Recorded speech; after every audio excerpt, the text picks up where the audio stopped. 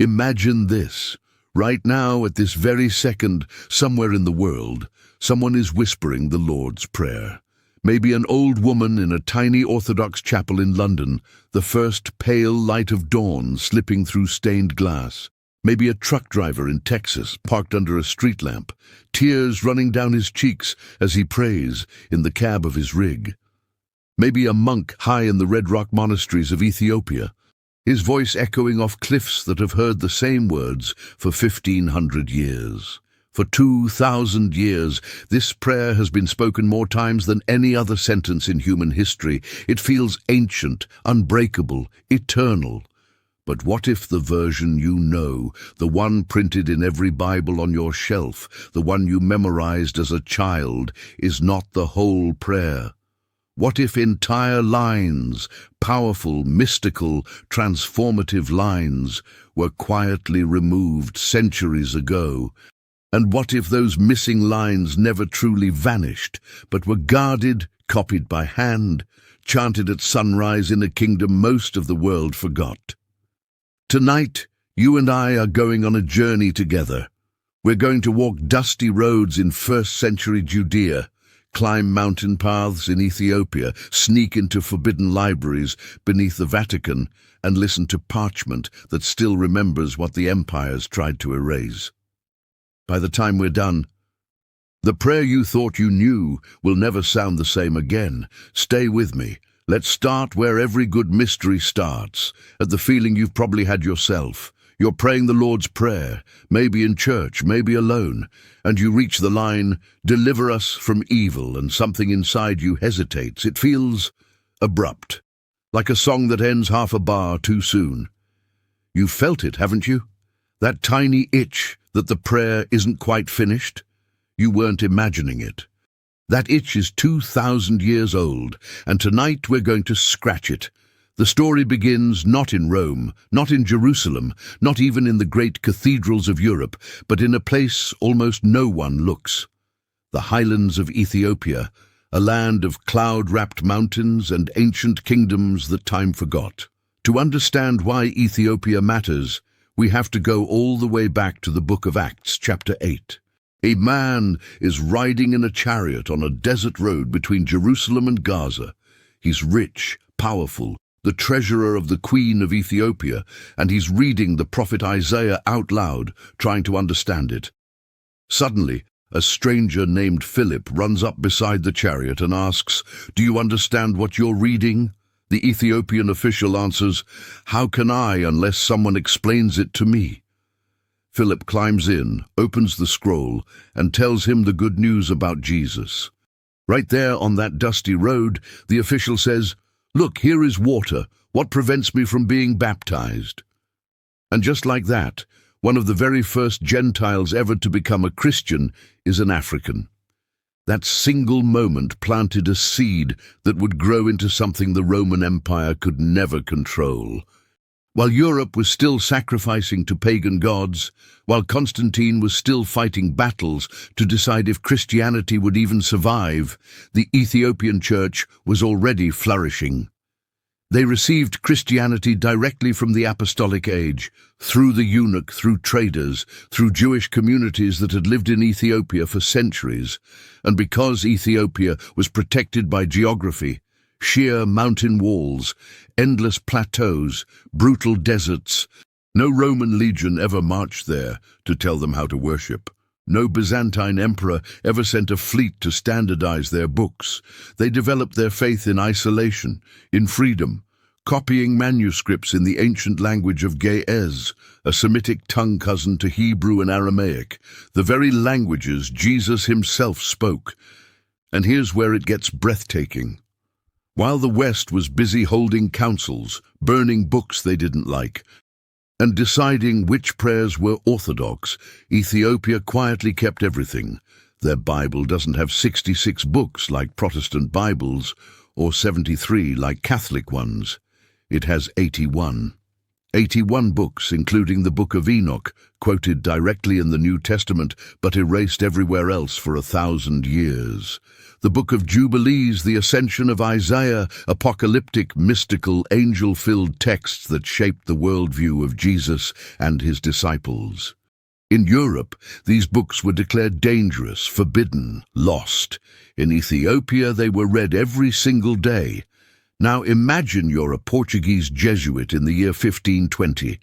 You've sailed around Africa, climbed impossible mountains, and finally reached the court of the Ethiopian emperor Lebna Dengel.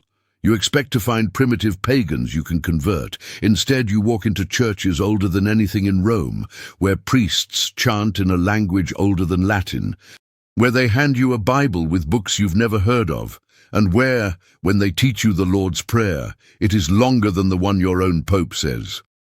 That actually happened. The Jesuits wrote home in shock. One wrote, "They possess books we have long considered apocryphal, and their liturgy contains petitions we have never seen."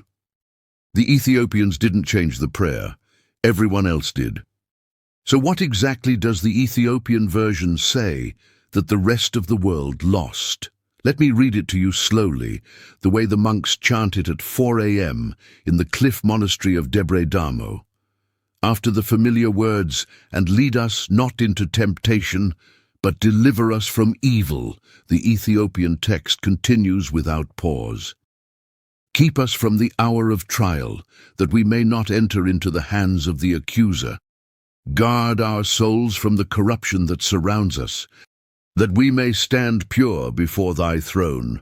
4 entire lines, not footnotes, not optional verses, core petitions that completely change the tone of the prayer. Let's sit with those lines for a moment, because they are dynamite disguised as poetry. Keep us from the hour of trial. This isn't about avoiding a bad day at work. In the Bible, the hour of trial is apocalyptic language. Revelation 3:10, Jesus says, "I will keep you from the hour of trial that is coming on the whole world." It's the final shaking, the great testing. Jesus, according to this version, taught his followers to pray every single day for protection from the end of the world. Next line, "that we may not enter into the hands of the accuser." In Hebrew, the word is Har Satan, not a proper name, but a job title, the prosecuting attorney in God's court. This is the same being who accuses Job, who stands before the throne in Zechariah chapter 3, accusing the high priest Joshua. The prayer is asking for legal protection in a cosmic courtroom. You and I are on trial every day, and there is a prosecutor trying to drag us into condemnation. Jesus wants us to ask the judge for a restraining order, then guard our souls from the corruption that surrounds us. The Ge'ez word here is deeper than moral failure. It means distortion, spiritual pollution, the slow twisting of your inner world by unseen forces. Think of it as soul radiation. We live in a world leaking corruption, and the prayer is a daily decontamination chamber. And finally, that we may stand pure before thy throne. Not crawl, not grovel, stand. The same word used when Jesus says the Son of Man will stand before the Ancient of Days. This is not a prayer to squeak into heaven by the skin of our teeth. This is a prayer to walk boldly into the throne room, like a child coming home to a father who can't wait to embrace him. When you put those lines back in, the Lord's Prayer stops being a nice bedtime devotion and becomes spiritual warfare, cosmic legal defense, apocalyptic preparation, and mystical union all in one. No wonder someone decided it was safer to cut them out. But who decided? And when? To answer that, we have to follow the trail of scissors through history. For the first 300 years of Christianity, there was no single official version of the Lord's Prayer. Different communities prayed it slightly differently. Matthew's version in the Greek is a little different from Luke's. Some churches added a doxology at the end, "For thine is the kingdom," some didn't. Jewish Christians in Jerusalem probably prayed it in Aramaic or Hebrew. Syrian churches had longer endings. Egyptian monks slipped in extra petitions. It was beautifully chaotic, like jazz. Then came the year 313. Constantine wins the Battle of the Milvian Bridge, sees a cross in the sky, and suddenly Christianity goes from persecuted sect to official religion of the greatest empire on earth. Constantine is a genius, but he is also a control freak. An empire split by theology is an empire that can be torn apart. So in 325, he calls the Council of Nicaea. Officially, it's about the divinity of Christ. Unofficially, it's about making sure every Christian from Spain to Syria believes exactly the same thing and prays exactly the same way. Uniformity equals stability. Over the next few centuries, more councils follow. Constantinople, Ephesus, Chalcedon, each one tightening the screws. By the time we reach the 6th and 7th centuries, regional councils are literally passing laws about how long the Lord's Prayer is allowed to be. The Council of Toledo in 633 actually forbids priests from adding anything to the standardized text.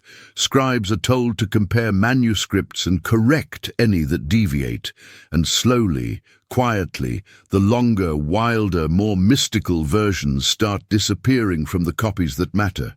The ones in the big cities, the ones controlled by bishops who answer to emperors. But geography is destiny.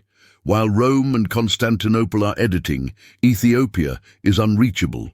The Red Sea, the Danakil Depression, the Simeon Mountains, nature itself built a moat around the faith of the Ethiopian highlands.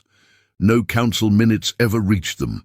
No imperial tax collector ever demanded revised prayer books, so they just kept copying what they had always copied, generation after generation, monk after monk, candle by candle, in monasteries carved into living rock, where the only sound is the wind and the turning of parchment pages. And they weren't alone.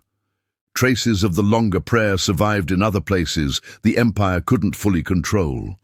In the deserts of Syria, monks writing in the Syriac language kept expanded versions. In Egypt, Coptic fragments from the 4th and 5th centuries show petitions about the accuser and standing before the throne. And then there's the most astonishing discovery of all, a recycled parchment called the Codex Climaci Rescriptus.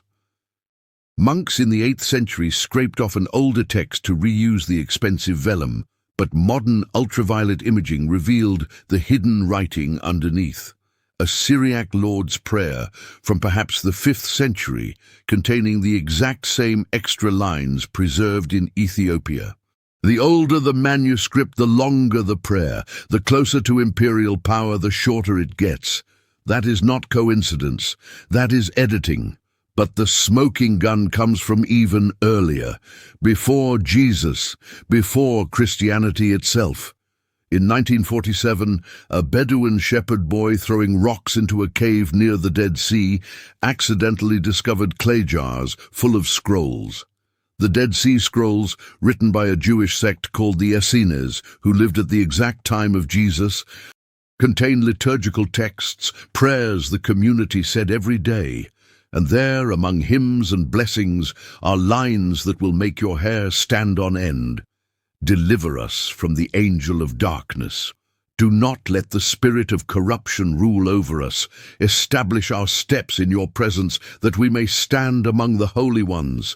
Same structure, same themes, almost the same wording as the Ethiopian ending. This means Jesus didn't invent the longer prayer. He inherited it from the Jewish prayer tradition he grew up in and simply perfected it. So if the longer version is older, fits Jewish patterns, matches early manuscripts, and makes perfect sense in Aramaic, why did the West end up with the short one? The answer is power. A prayer that teaches ordinary believers they can stand boldly before God's throne, that they have the right to ask for protection from cosmic prosecuting attorneys, that they are being prepared for the final trial of history, that prayer creates confident, spiritually awake people who don't need a priest to stand between them and God. And confident, awake people are harder to control. The shorter version, deliver us from evil and stop, keeps the focus on daily bread, forgiveness, basic protection. It's beautiful, but it's domesticated. It creates humble petitioners, not throne-room warriors. Over centuries, as the church became more hierarchical, as bishops became princes, as popes crowned emperors and excommunicated kings, the shorter prayer became the perfect tool of spiritual management, and the longer one retreated to the margins, to mountain monasteries, desert monks, and forgotten parchment. Now I want you to do something with me. Close your eyes for just a second. I'm going to pray the complete Lord's Prayer the way Ethiopian monks have prayed it every day for 15 centuries. Listen to how it feels in your body when it doesn't end too soon. Our Father who art in heaven, hallowed be thy name. Thy kingdom come, thy will be done, on earth as it is in heaven. Give us this day our daily bread, and forgive us our trespasses, as we forgive those who trespass against us. And lead us not into temptation, but deliver us from evil. Keep us from the hour of trial, that we may not enter into the hands of the accuser. Guard our souls from the corruption that surrounds us, that we may stand pure before thy throne. For thine is the kingdom, and the power, and the glory, forever and ever. Amen. Did you feel that? The way the ending lifts you instead of dropping you, the way it lands not with a period, but with an open door. That is what was taken from the world for 1,000 years. But here's the miracle. It was never truly lost. It waited in cliff churches, where eagles nest in the rafters. It waited under ultraviolet light on scraped parchment. It waited in the chants of monks, who never knew their prayers were controversial because no one ever came to tell them otherwise. And now, because of planes and cameras and the internet and curious scholars and stubborn truth-seekers like you, it has come back to us. So, what do we do with it? Some people will say this is dangerous, that we shouldn't mess with tradition. But tradition isn't what the Council of 633 said. Tradition is what the apostles taught, what the desert fathers prayed, what Jesus himself spoke in Aramaic under a Galilean sky. The short version is not the tradition, it's the edit. I want to invite you to try something. For the next 21 days, pray the complete version once a day, out loud if you can, slowly. Let the missing lines settle into your bones. Notice what happens to your courage. Notice what happens to your peace. Notice what happens when you start believing, really believing, that you are allowed to stand pure before the throne of the Creator of the universe. Because this prayer isn't just words. It's a technology of transformation. It's a declaration of identity. It's a legal claim in the courts of heaven. It's preparation for everything that is coming. And now, after 2,000 years, it is whole again. You and I stand at the end of a very long road that began on a dusty path with an Ethiopian eunuch and a stranger named Philip. That road wound through empires and councils, through erased manuscripts and mountain refuges, through centuries when the full prayer was hidden and centuries when it was waiting.